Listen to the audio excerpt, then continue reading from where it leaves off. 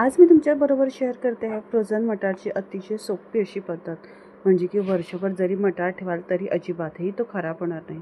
त्याकरता काय करायचं ना बघा, अशा पद्धतीने ना सगळ्या मटारचे दाणे जे आहेत काढून घ्यायचे।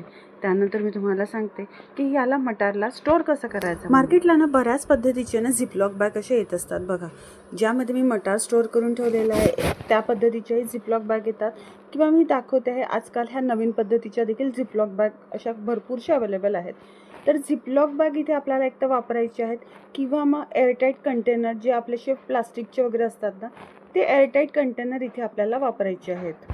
त्यानंतर हे दाणे जराही न उकळता किंवा न वाफवता असेच्या असे कच्चे घ्यायचे, डब्यामध्ये भरून घ्यायचे, किंवा मग झिपलॉक बॅगमध्ये भरत असाल तर ह्या झिपलॉक बॅगमध्ये भरून घ्यायचे।